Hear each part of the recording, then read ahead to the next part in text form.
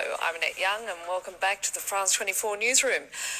And first to our top story, and an extraordinary move. The Indian government says it plans to revoke the part of the constitution that gives Indian-administered Kashmir special privileges.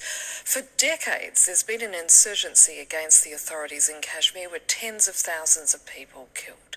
The announcement prompting an uproar in the country's parliament. The government's proposed Article 370 granting the region significant autonomy. This as the area is disputed between India and Pakistan, who claim it in full but only control various parts of it. Let's cross now to speak to Mandakini Gahlot in New Delhi. Mandakini, just how significant is this move?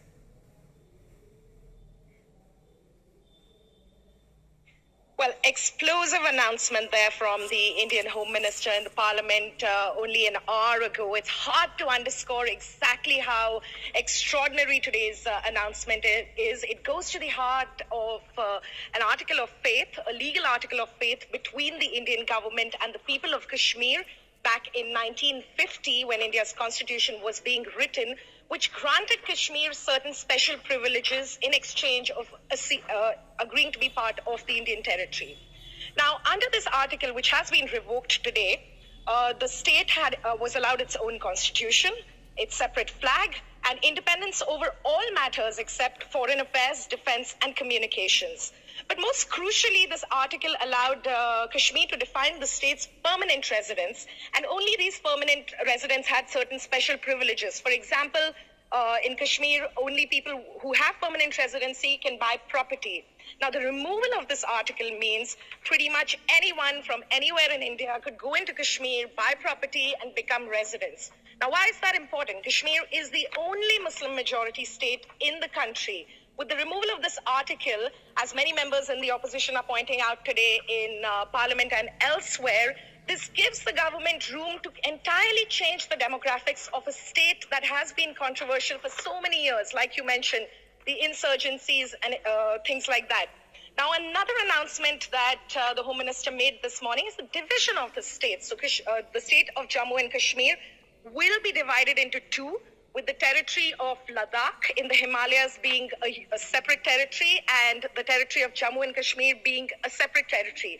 Now, none of these two territories will have full statehood. A union territory means that they will be governed directly by the central government presided over currently by Prime Minister Modi. So really, explosive announcement. We saw raucous scenes in the parliament, which are continuing even as we speak. And the manner in which the government has pushed these resolutions through. Late last night, a complete communication blackout was issued in Kashmir of the kind that we haven't seen in decades. This wasn't just snapping of internet services.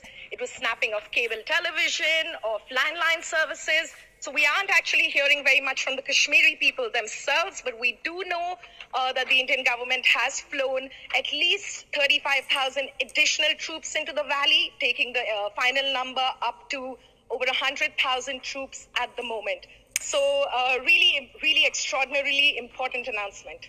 And you've talked there about the sort of explosive response you saw in India's parliament, but what have been the reactions elsewhere in the country to this move?